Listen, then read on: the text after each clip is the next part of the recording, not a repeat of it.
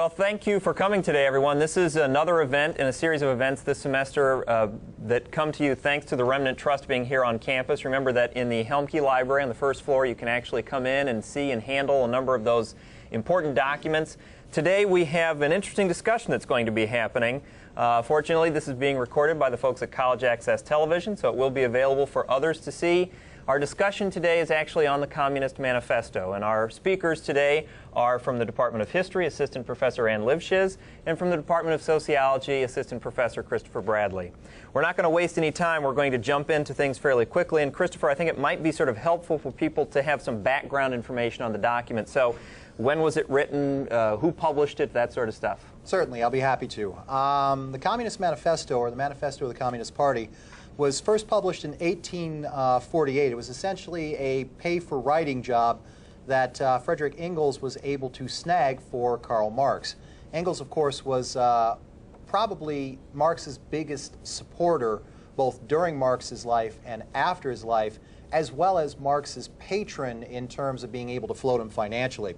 The document was written for the London-based Central Committee of the Communist League. It was basically a summary document of their Second Congress, if I remember correctly. That's basically a little bit of background on the document. Since its original publication, however, it was written and rewritten and published and republished in many different languages, German, French, etc. The first translation into English was by Helen McFarlane, who was a member of the Communist Committee in London. And its popularity has waxed and waned over the years, but I believe it was in the first decade or so of its life. It went through 12 different publications.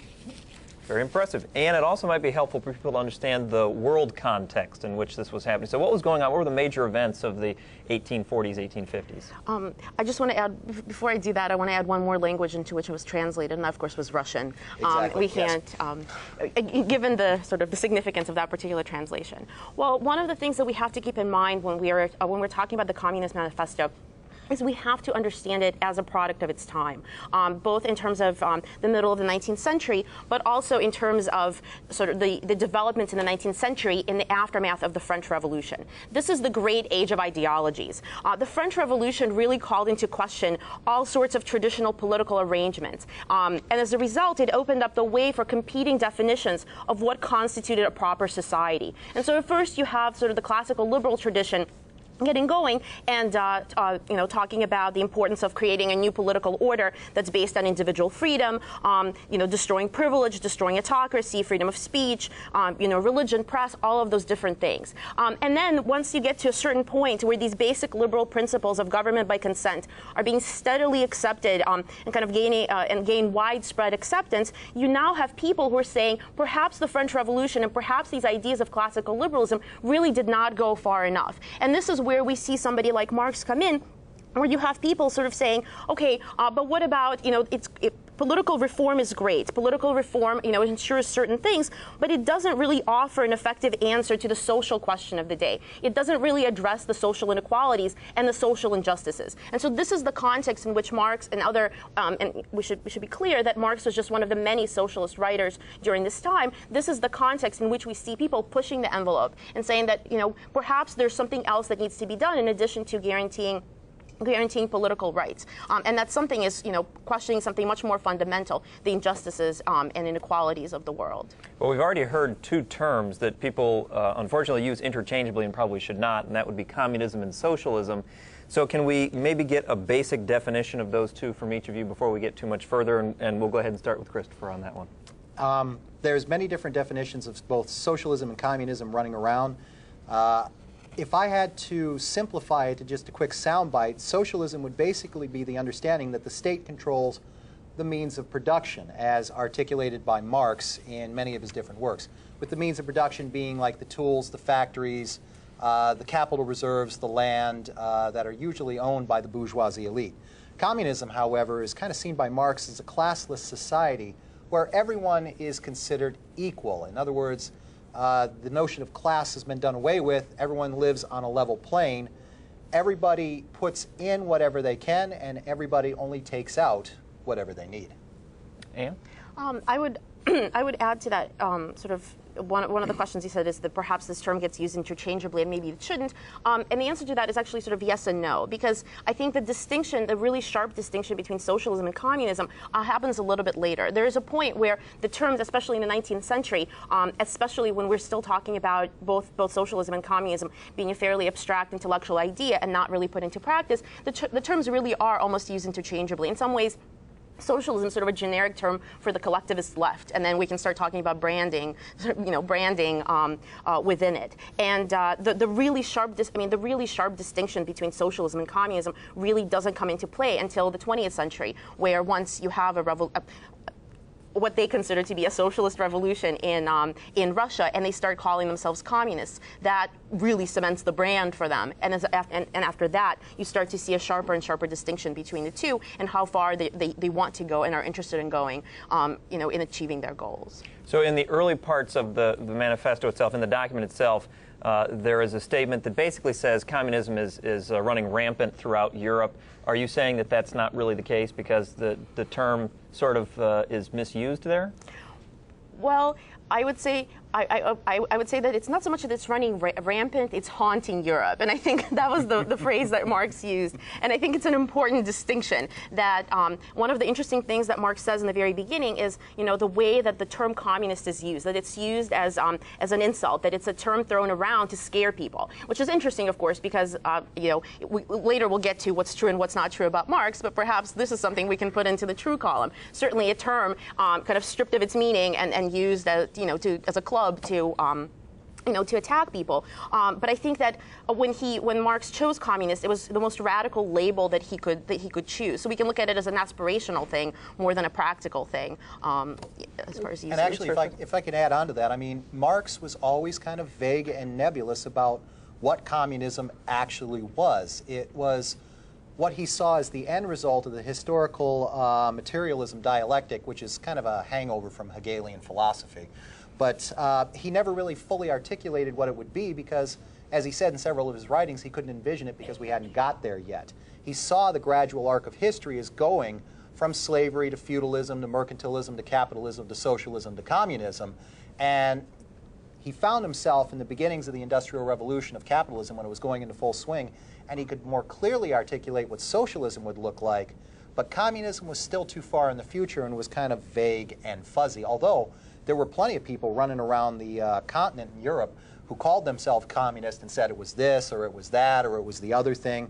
Yet the specter of communism always haunted Europe at this time. So, I do like the expression specter of it. Now, you mentioned that Marx was talking about this class struggle, and basically in the Communist Manifesto he is reducing all of history to a class struggle.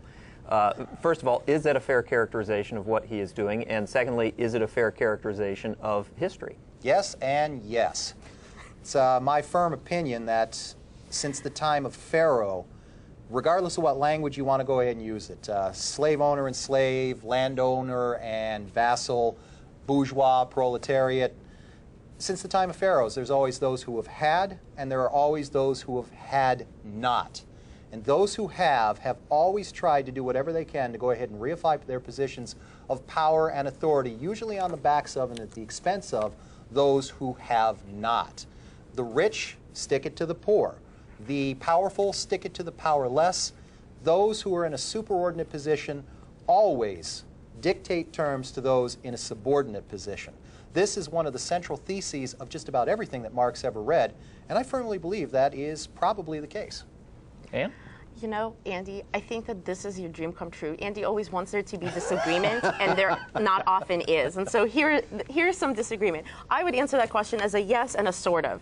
And a yes, it is an accurate characterization of what Marx is saying, but as far as whether it's actually an accurate assessment of the course of history, I would say a firm sort of. And the reason that I want to say a firm sort of is that it's not so much because I totally disagree with with what Professor Bradley just said, but mostly because it only gives indication of one dimension of history. It's one And part of the problem that we have here is that, of course, Marx provides a very powerful interpretive framework for the entire course of human history. We can talk about this as scientific socialism. He has a scientific theory that explains all of human behavior in the past and claims to explain all of human behavior in the future. And this presents all sorts of problems because it suggests that that things are supposed to happen a certain way, which then when things happen that don't necessarily fit into this framework, we get into situations where we complain that the workers aren't doing what they're supposed to be doing, right? The workers have the wrong consciousness. Well, that the workers are not they're not behaving the way they're supposed to according to a scientific version of history. And this is this presents a problem because the main thing is that he puts class as the most important determinant of human behavior, and one could argue that it is an important determinant of human behavior, but it is only one of many, and it's not clear that it is always the most important one that drives all aspects of human behavior. That's actually a good point. I mean, it's true that no one theory ever explains everything, but each theory will explain something. And Marx, like many of the philosophers of his time, and he did consider himself more of a philosopher that skewed towards analyzing the economic arc of history, but like many of the philosophers of his time, he wanted to create a grand overarching theory that would explain every aspect of the human condition, past, present, and future. And in that respect, yeah, Marx's ideas do fail, but he was trapped by the positivistic notions that were prevalent throughout the philosophical and academic community of his time.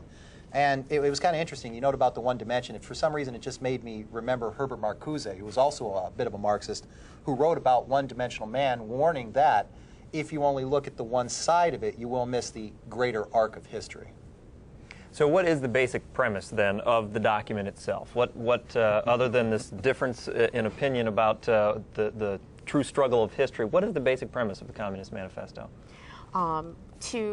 To really simplify it, things have always been bad. Things have been getting progressively worse. Things are going to get really bad, and that is when you're going to have a violent revolution. So, I mean, one of the really striking things about this, of course, is that this is a theory of history that's based on the premise that things have to get worse in order for you to have the desired outcome, namely positive change. So the more misery in the present and the more misery in the future, the more likely you are to get to the desired outcome, namely, heavenly kingdom on earth.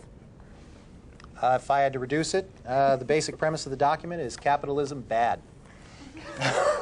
Basically, capitalism promotes inequality. Capitalism reduces everything to a commodity: family relations, human labor, the products of labor. Owners will always commodify everything and then just pay workers the bare minimum they need to get by and subsist. Thus, they will always exploit the workers. So the only alternative is for the workers to rise up and have a revolution and overthrow the system and institute a socialistic workers' paradise. A bloody violent revolution, I would like to insert. Fair enough. I'll give you that one. It's actually one area that, with Marx, that I disagree from. Many Marxist scholars, including myself, have quibbled extensively over what the true meaning of Marx was and does it have to be a violent, bloody revolution. I don't believe it has to. I mean, we've just seen a bit of a social revolution with the election of Barack Obama in 2008. I'm sure that the American system, one of the geniuses of it, is that we have fairly peaceful revolutions every 4 to 8 years. It may be that Marx is scrying a window, his little peek into the world to come, may not have anticipated a system that could be nimble enough to change without the need of a bloody revolution, because prior to that, every revolution had been pretty nasty. Well, now, the expression in the document is forcible overthrow of all existing social conditions, which sounds a little violent to me. Sounds a little violent to me. How can you interpret that as not being violent? The short answer is I can't without doing some really hideous contortions, so I won't even try. But that's the beauty of looking at Marx in terms of the greater vision, in terms of the greater cloth. Picking one line out and focusing on that is as, and forgive me for using this analogy, but it's just as narrow as picking one thing out of the Bible and focusing only on that quote. Sometimes you have to look at the entire gestalt of the document in order to understand what its salient points are. Does he advocate for revolution? You bet. Do I think it's wrong? Oh yeah. And that's probably a reflection of my own position of privilege and class. If I had been born in a country where exploitation was prevalent, like some of the countries in Europe, where, like Marx, he could just have his citizens stripped for professing a desire towards atheism or disagreement with the Prussian authorities, then yeah, I might be a little angered and want a more violent overthrow as well. Now, and Christopher makes a good point that the revolutions up to that point in time had pretty much been bloody, and there was not knowledge or even the conception that perhaps this could happen in a peaceful way. Do we have to read forcible overthrow as a violent act? Yes, yes, we do. But I think that this is the difference. I mean, this is the difference. I think. I mean, the big issue, of course, that we have to keep in mind is that Marx is writing about Europe and not about the United States. And so this, I'm not sure that it's an entirely fair comparison to, to compare the elections and re-elections and the change in leadership, because ultimately. It doesn't necessarily change the fundamental basis of the American political system does not in fact get changed, right? Political parties change, and we can argue whether they're similar enough, different enough, whatever. But the fundamental principles do not change. And what Marx is talking about is a much more fundamental transformation, because without it, what he sees is superficiality. And certainly, we see that at least up until perhaps up until this election, a lot of people disappointed and disillusioned with the two-party system, because they see the two parties as so similar that when they switch in and out, nothing really dramatic necessarily changes.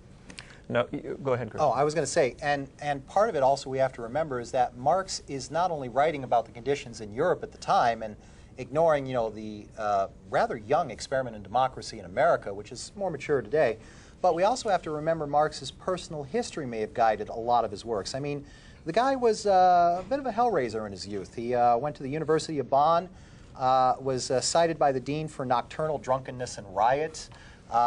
Almost got kicked out of there. It's not unlike a student who goes to Ball State and then realizes they have to transfer to another campus in order to save their GPA. He goes to the University of Berlin, falls in with the young Hegelians, and then finds his mark. But overall, Marx's life was one where he never really had a lot of money. He moved around from place to place. He never really enjoyed prosperity or acclaim. And that may have guided both his anger and his desire for a violent overthrow of a system, one that which he felt was exploiting him to a certain degree as well.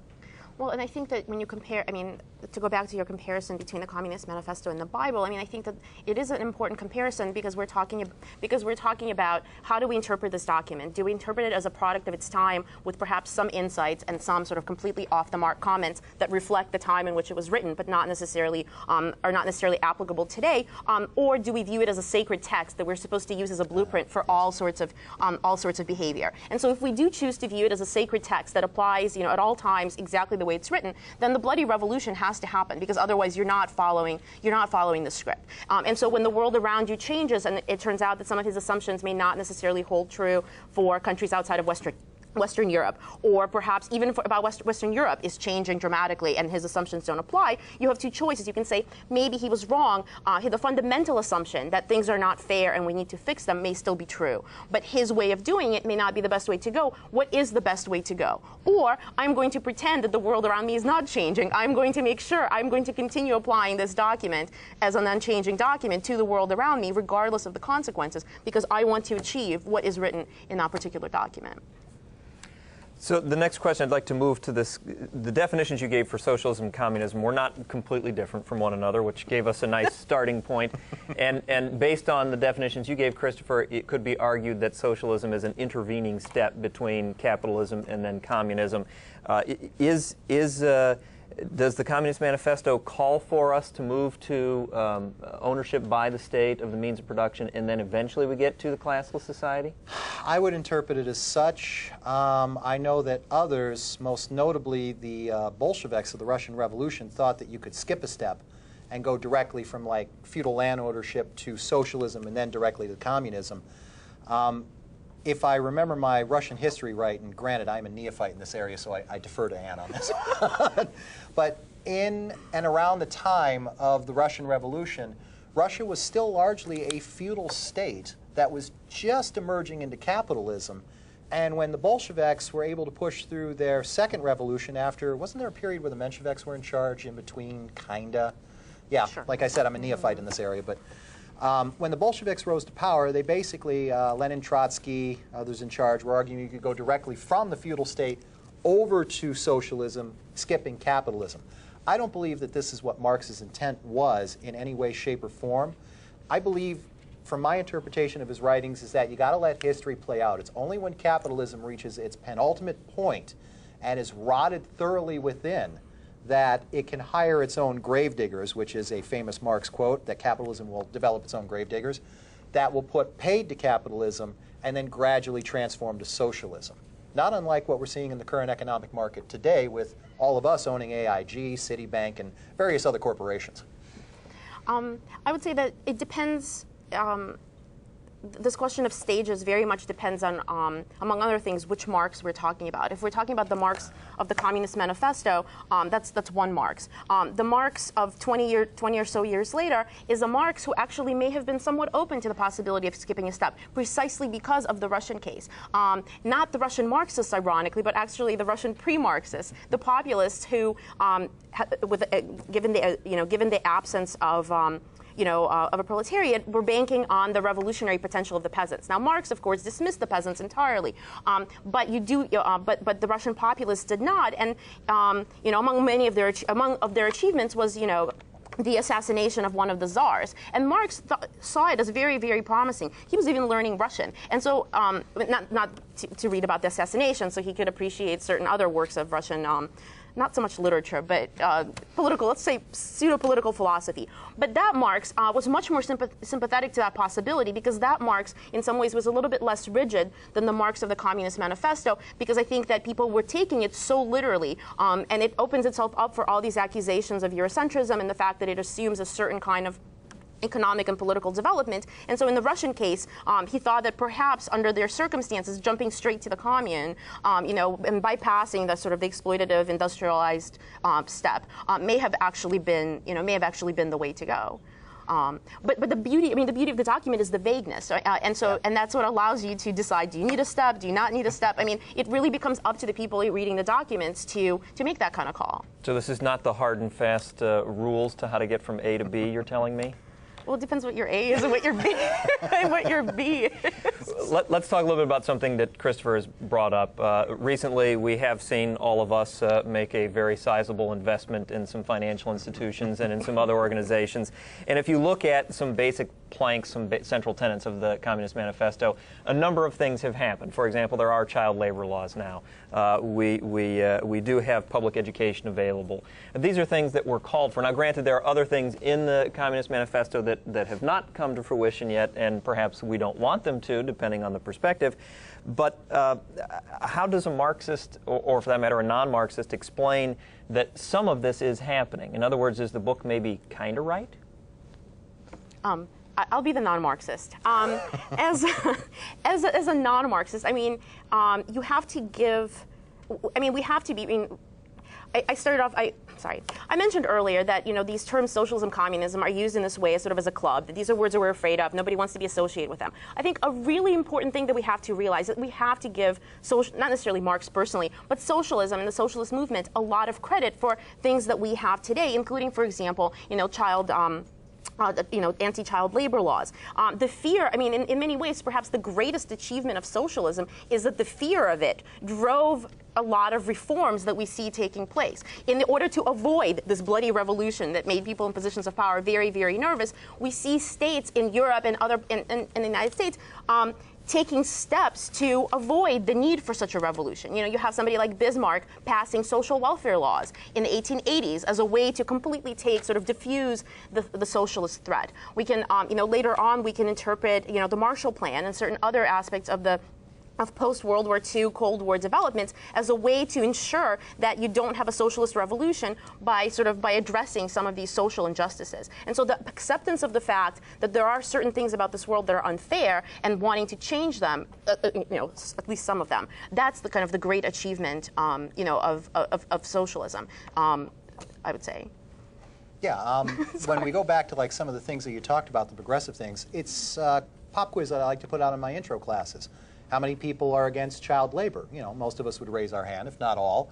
How many people think that children should be receiving a free education in a good public institution? Most of us would raise our hand. How many people think that taxation should be progressive, that those of us who don't really make much shouldn't have to pay taxes, and those who make a whole lot should have to pay a little bit more. I mean, these were radical ideas back in the 1840s, the 1850s, because back then children as young as 7 and 8 would be chained to machines and forced to work 12 hours a day, 6 days a week in an environment that could nip off a finger or a hand and no one would say anything. People would die as part of their labor, and the body would literally be tossed to the side, and the next worker would walk in and take their place. I mean, today we have many protections and guarantees that we take for granted, but at the time when this document was written, the exploitation of the working masses was as great as you could possibly get outside of a system of slavery stratification, which is why the Communist Manifesto is seen as a document that advances human rights, because it's proposing things that, although we take for granted today, were very radical back in the day. So would you argue that this is simply a gradual step toward socialism and eventually communism? I would say that the Communist Manifesto is one document in many that is reflective of the overarching tendency for the evolving standards of human decency.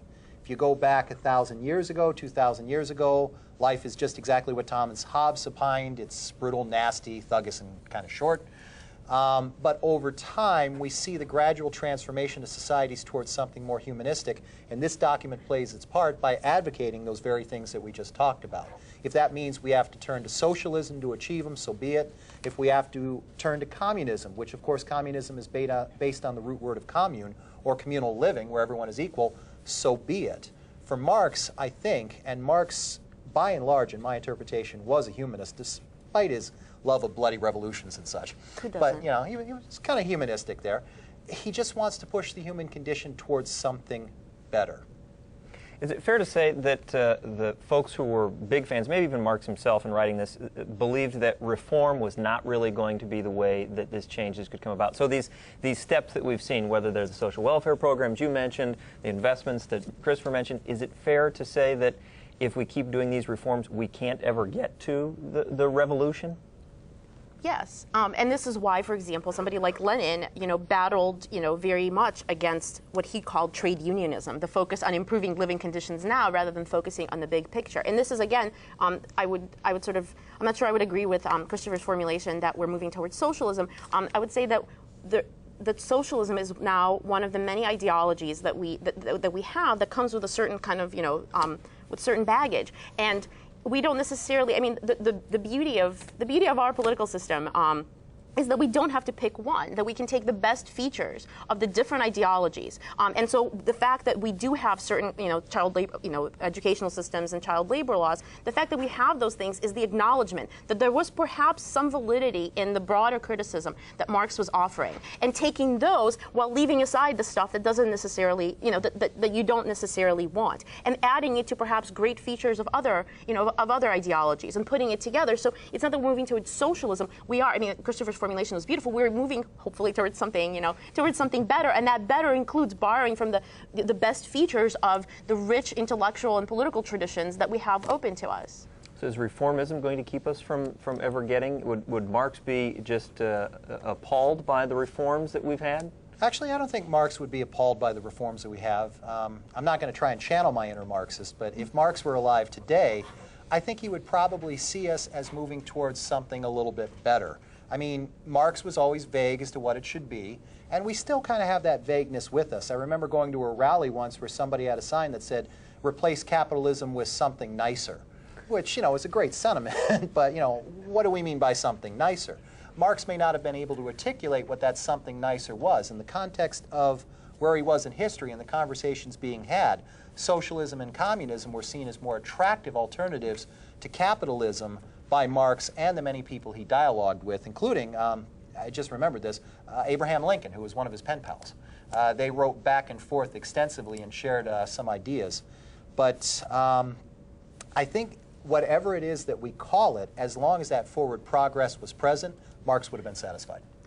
I knew there was something suspicious about that Lincoln pen paling with Marx. It's a little known fact that most people forget that, yeah, they did correspond extensively.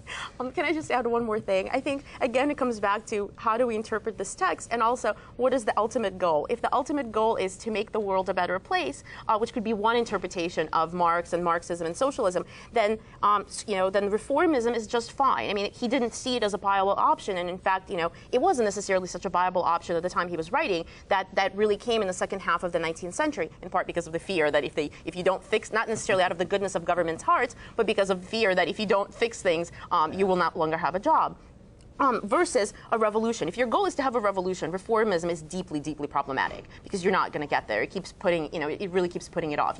Misery needs to be in place in order to have a revolution. But if you just want to make the world a better place, reformism is a wonderful, alternative to a bloody revolution.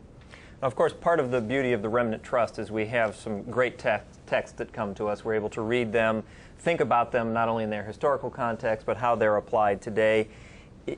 Does the Communist Manifesto merit reading still? Is it still the important document that it was when it was written?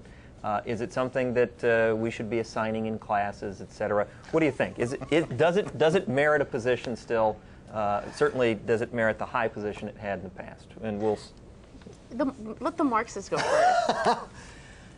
Anyone who's ever read Marxist knows that, or anyone who's ever read Marx knows that it's awfully painful to read Marx, because he says in 38 words what could probably be said in 6. So as far as like assigning it in class and getting anyone to digest it, the Communist Manifesto is probably his easiest read to approach, and even that one, it's a bit of a chew. I think that his ideas and thoughts should be studied. I think some of his abridged works are very nice to go ahead and tackle in classroom environments. But as far as the Communist Manifesto, yeah, I do believe that it should still be part of the dialogue because its place in history is firmly cemented. That's not in dispute. Does it provide some guideposts of how we can even improve our lives further down the road? Yes. Does it also provide warnings of what will happen if we skew too far this way or that way? Absolutely, because even though I will consider myself a Marxist, which I know is ironic, I'm wearing the suit and tie, I believe that Marx's statement that if it doesn't change, there will be revolution is something that should be heard and heeded by all of those in positions of power and authority. And what's that tie pin you have on there, too? Thanks, Andy. I appreciate that. Nice elitist organization yeah, on your yeah, tie the Alpha there, Kappa Delta Honor Society for Sociology. I what appreciate the quick plug. The irony is scathing thick there. Yeah. Well, as far as the document itself goes, it is obviously tremendously influential. I mean, whether you agree with it or disagree with it, it is a tremendously influential document. It has, it is fairly painful reading, but it does have some really nice catchphrases, right? We have our specter of communism haunting Europe. We have, workers have nothing to lose but the chains of their oppression. Workers of the world unite. I mean, we do have, and they have the world to gain. Workers of the world unite. So as far as a manifesto goes, it has some things that that can work really, really well. I think that the important thing, when I originally thought that I would be presenting sort of the anti-Marxist Marxist view, I thought it would be kind of easy. I mean, this thing is full of holes. I mean, you can go through and you can make a long list of things that he was really, really, really wrong about. And if we have time, I can go into all the things that he was really, really, really wrong about. But what I found really striking in the way that Marxism and socialism, the Communist Manifesto, are criticized is the extent to which the people criticizing it clearly have not actually read the document, which is really, really, it's an important thing.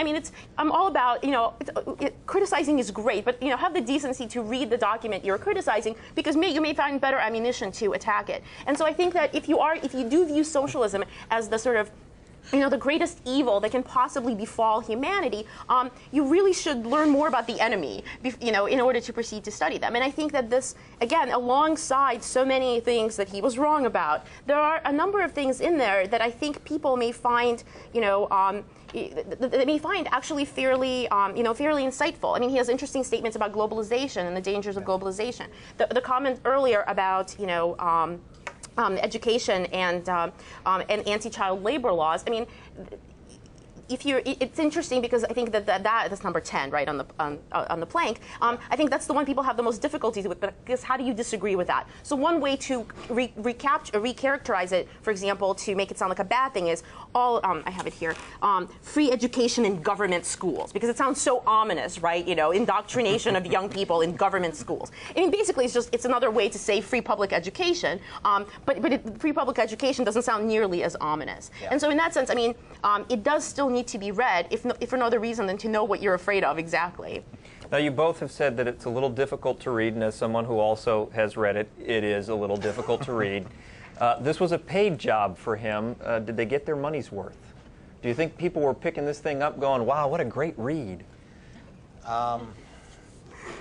Yeah.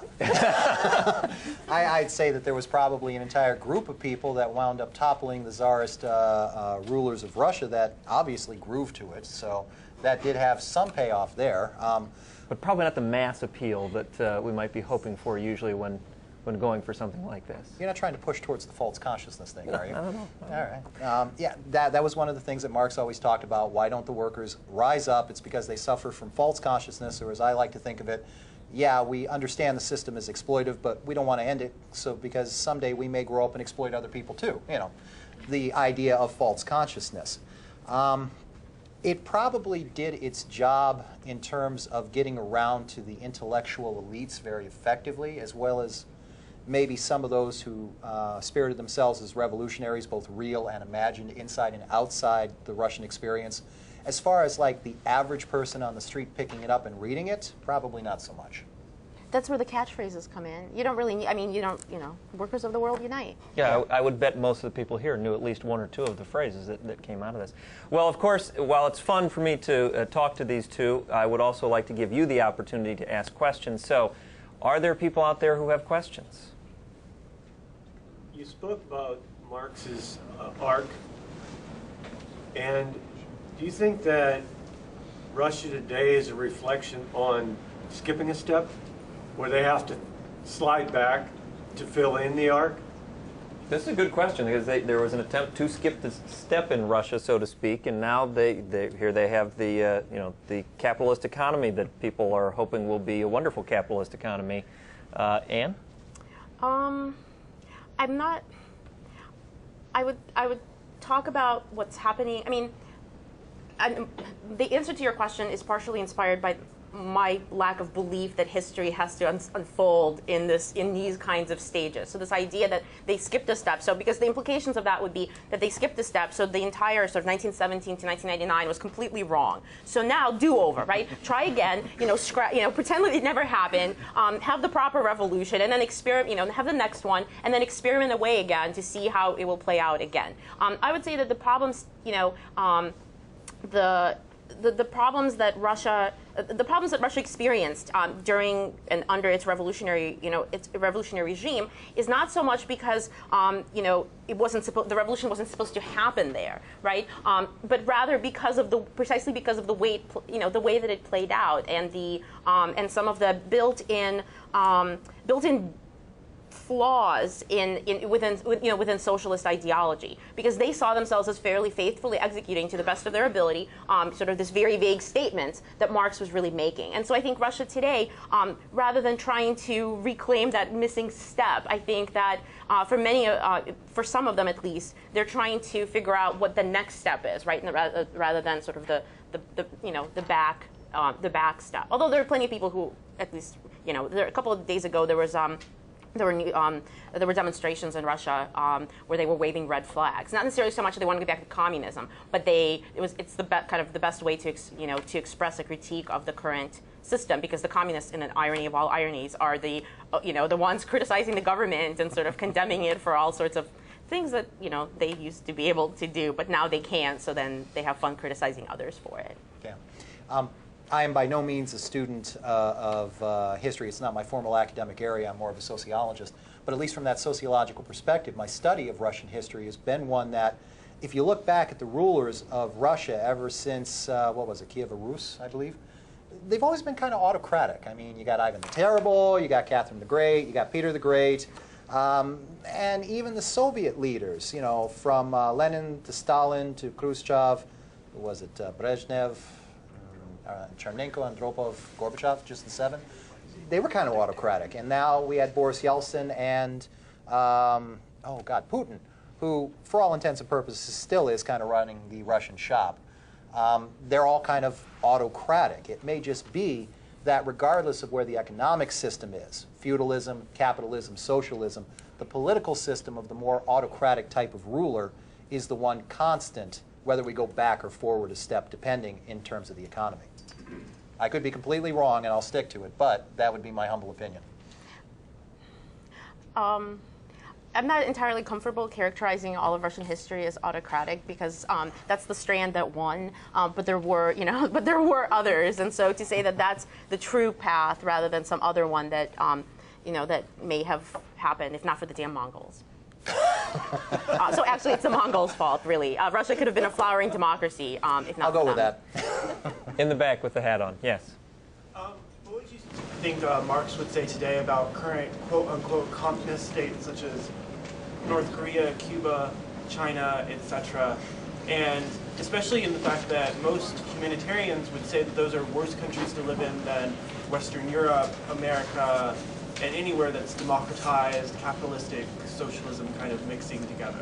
That's a good question. There are a lot of people who will say that there's no communist country according to what Marx was calling for, but there are countries that call themselves communist. So what would Marx have to say about those places? Marx would be horrified.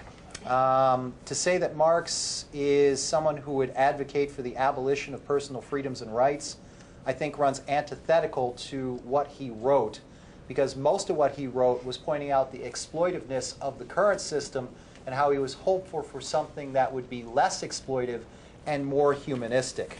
I mean, the totalitarian system that's run under North Korea, in my opinion, doesn't have anything to do with Marxism or communism, even though they use the rhetoric.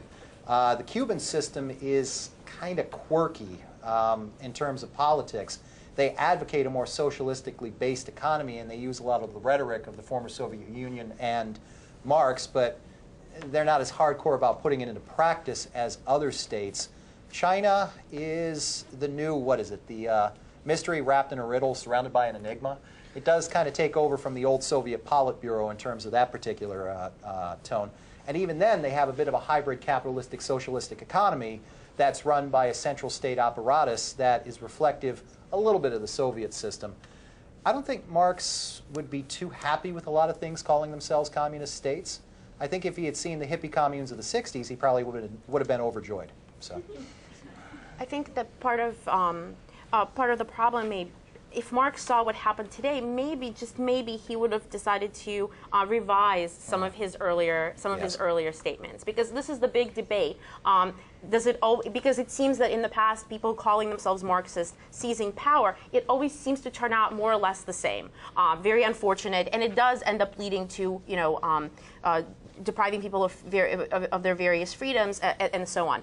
He doesn't explicitly say that in the Communist Manifesto, but that does seem to be the way that it plays out. And so the big question is, whose fault is it? Is it the ideology driving it and kind of the misconceptions and problems built into the ideology, or is it the people? And with the people, then, is it always the wrong people who seem to be attracted to this particular ideology, who once they seize power just never want to let go and run with it? And I mean, again, if you look at his text, when he talks about the violent overthrow, he does say that when the proletariat is going to rise to the position of the ruling class, at first despotic inroads are going to be necessary.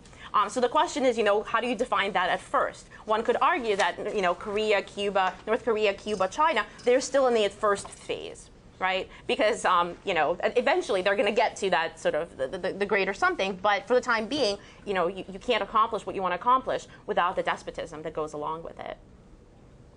Yes. What events in Marx's life, like say his accomplishments, would you link to his Communist Manifesto or other significant works? What about his background caused Marx to want to write Das Kapital and Communist Manifesto, etc.? What initiative did he take to try to see his works to fruition? Did he do as opposed to write? Yes. Those who can do, those who can't teach, in other words. Is that what you're saying? Just kidding, just kidding.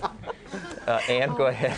Well, I mean, he did a fair amount. I mean, within the constraints of the time, he was instrumental in making the Socialist International happen. Ironically enough, he was so domineering within it that there were a number of splits that happened kind of in the aftermath, as it was formed. So the war efforts. I mean, towards the end of his life, one of the big things that we see happening is that socialism goes from being a political philosophy, a theory that people read about, few people read about, some buy and put on their desk, on their shelves, so they can say they maybe read it without actually reading it.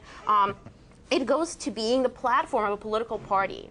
And this is, it's a very, very important transformation, because once it becomes a platform of a political party, and once it becomes a legal political party in certain countries, that's where you really start to see very important changes take place. Because once socialist politicians, social democratic politicians, get elected to positions of power, they then have an opportunity to implement certain, certain policies that he is that he's calling for. Actually, I want to speak to the question that you had asked first that had come out of yours.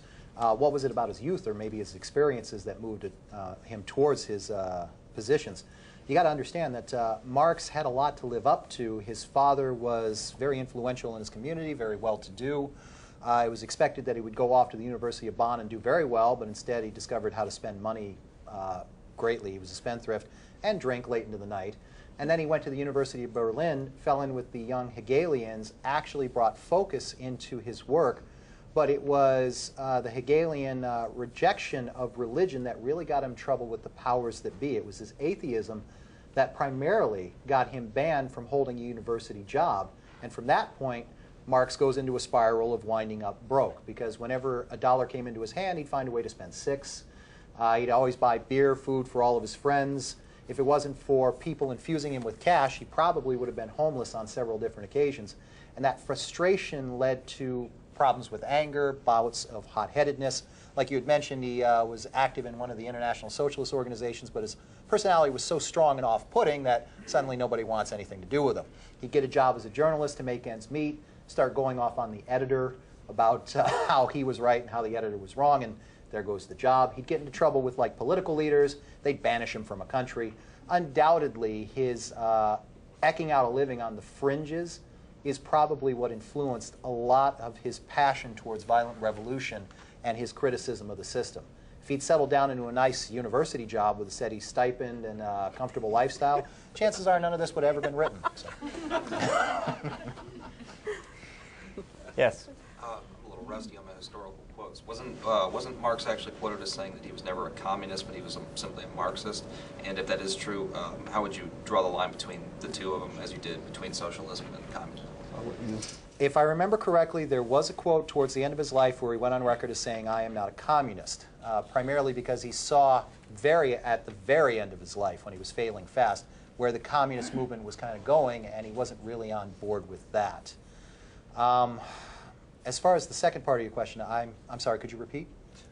Where do you draw the line between Marxism and communism, the way you did with socialism and communism? It's kind of fuzzy. The line between Marxism and communism, I would probably say, is that Marxism is more of a philosophical outlook and critique mechanism, whereas communism is more reflective of praxis, taking theory and putting it into practice. Does it work? Well, in my humble opinion, we really haven't seen an effective implementation of what Marx had hoped for in communism. The praxis hasn't really paid off. The Marxist idea is more of a critique tool as opposed to a practical application tool, whereas communism is more the practical application of the Marxist ideas to a certain extent. It's also a little bit kind of a branding issue. You have essentially, before Marx, there were plenty of other political philosophers who considered themselves socialists or communists. And Marx's work was so influential that the words began to be used interchangeably. And so my one analogy that we can use is, it's sort of Kleenex and tissue. Marxism is like the Kleenex to socialism being, tissues. And so I think that, it's a testament to his, I know it's a brilliant comparison. It's a testament to the power of his document that he was able to so thoroughly sort of, influence the way that, the way that this movement the way that the movement viewed itself. And so for him, he wanted to reclaim that I'm the part, Marxism, my interpretation of it, right? Not anybody else's that may not turn, be quite what I had in mind. So you're saying he was actually a great capitalist. He understood marketing and branding. Well, I don't know if he actually successfully, maybe he should have applied for a patent and then he wouldn't or at least have been living, copyright. Right, copyright, and he wouldn't have been living on the fringe of the society. Yes. Talking of capitalism, a lot of people equate democracy and capitalism, and that if you attack capitalism, you're actually attacking democracy. And so that's a lot of the reasons why they don't like communism and socialism. Do you see those as being mutually exclusive, and could you kind of pry those two apart? Did you want? Go ahead, Ann. Okay. Well, I think let's say lucky, since I represent the non-Marxist point of view. We're very lucky that we have both together at the same time, that we have democracy and capitalism. I think that the events of the 20th century have shown that you can have capitalism without democracy, perfectly fine. Whether you can have democracy without capitalism largely depends on how you actually define democracy. And so, for example, Marx himself, when he talked about the proletariat, violently overthrowing the bourgeoisie, raising the proletariat to the position of the ruling class, and he called that a victory of democracy, because he saw what we consider democracy, the liberal democracy. He saw those governments as simply tools of the most powerful. That these governments represent the most powerful. That does not include the workers, so that's not a true democracy. That critique, certainly a lot of complaints that we have about the government, that the government is corrupt, that it only represents the interests of the people who are paying them off. Certainly you don't have to be a communist or a socialist to be concerned that that may be the case, even in our political system today. But I think that you're absolutely right. It's that connection between the two that then sort of makes people very, very nervous.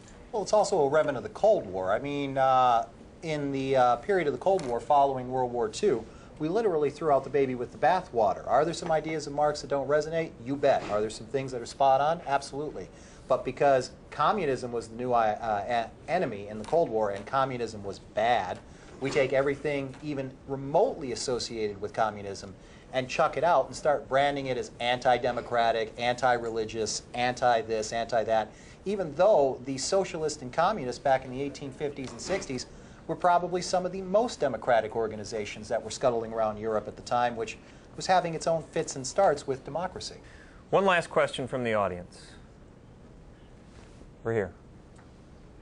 In the current American empire, where we've got basically dollars for votes, I'd say like a Blazing Saddles type gubernatorial statement of we must protect our phony baloney jobs, gentlemen.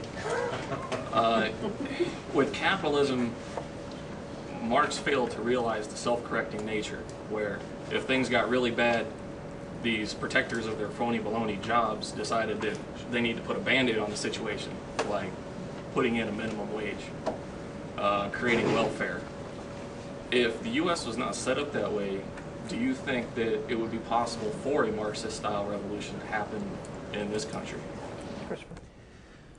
One of the biggest problems with capitalism that Marx recognized, and I completely subscribe to, is that it goes through periods of boom and bust. And we're all experiencing a bust right now where the economy sheds, I believe the statistic is 20,000 jobs a day.